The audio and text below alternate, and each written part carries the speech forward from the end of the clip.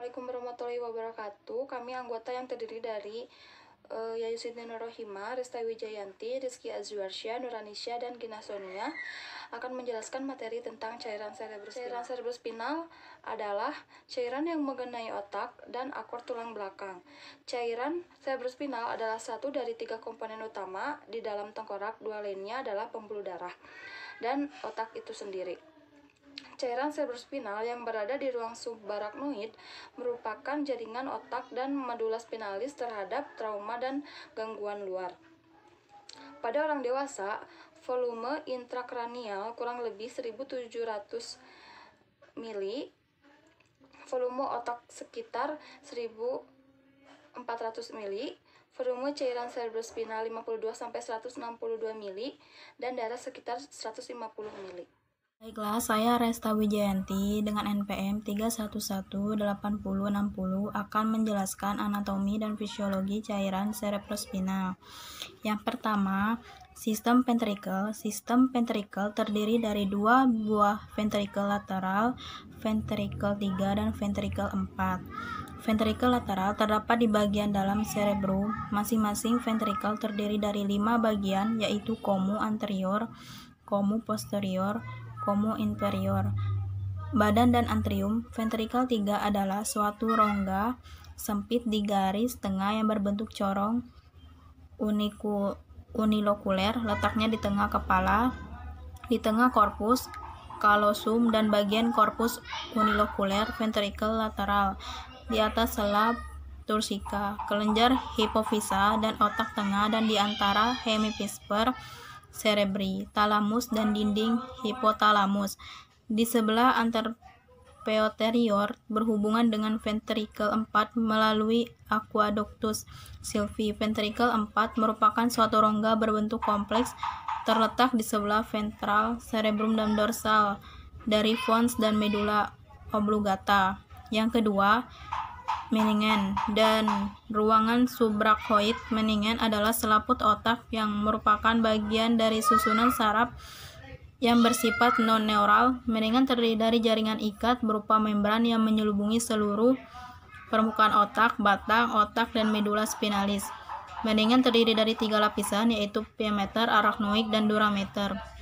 Pia-mater merupakan selaput tipis yang melekat pada permukaan otak yang mengikuti setiap lekukan-lekukan pada siklus-siklus, dan pisura juga melekat pada permukaan batang otak dan medula spinalis. Baiklah, itu materi yang saya sampaikan tentang anatomi dan fisiologi cairan cerebrospinal. Terima kasih.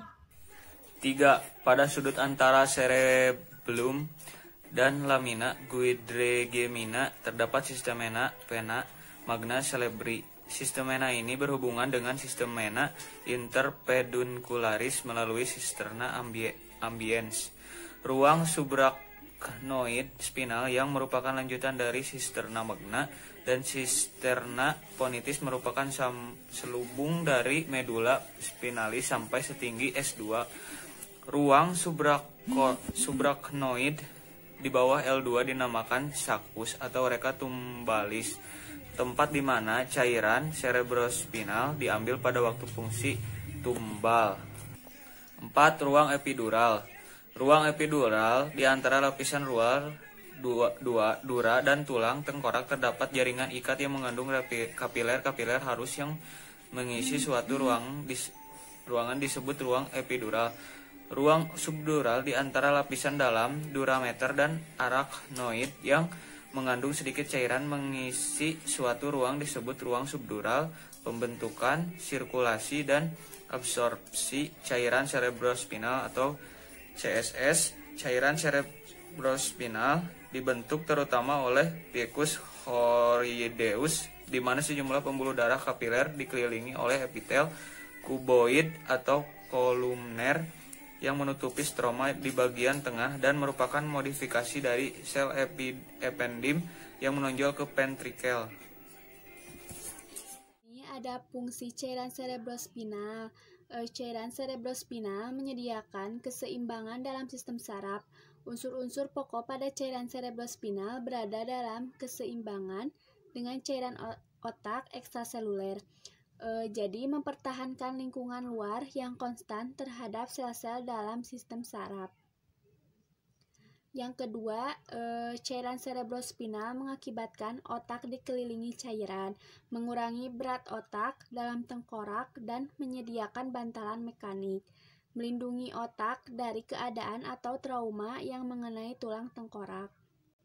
Yang ketiga, yaitu bertindak sebagai saluran untuk transport intracerebral hormon-hormon dari lobus posterior hipofis, hipotalamus, melatonin dari pineal dapat dikeluarkan ke cairan cerebrospinal dan transportasi ke sisi lain melalui intracerebral.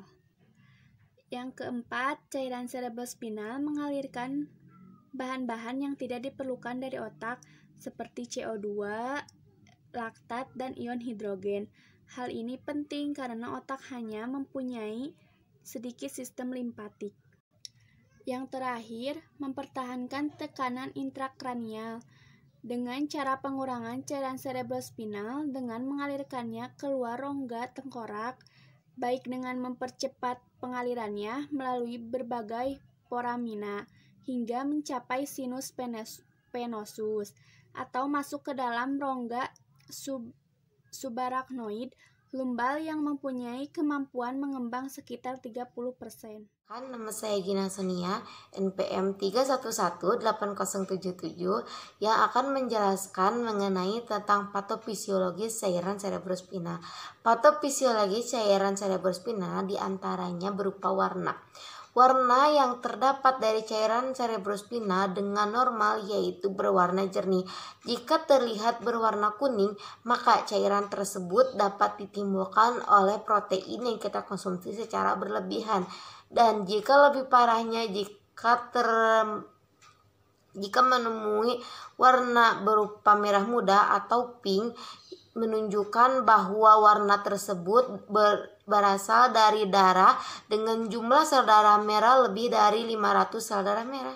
Yang kedua, untuk cairan cerebrospinal diatur oleh hasil kali dari kecepatan pembentukan cairan. Tekanan cairan cerebrospinal tergantung pada posisi yang kita lakukan saat itu. Contoh, bila pada posisi berbaring, maka tekanan normal cairan cerebrospinal berkisar antara 8-20 cmH2O. Sedangkan jika penderita duduk, tekanan cairan cerebrospinal akan meningkat menjadi 10-30 cmH2O. Cukup sekian presentasi materi cerebrospinal dari kelompok kami. Mohon maaf bila ada kesalahan. Wabillahi taufiq wal hidayah. Wassalamualaikum warahmatullahi wabarakatuh. Selamat ulang tahun.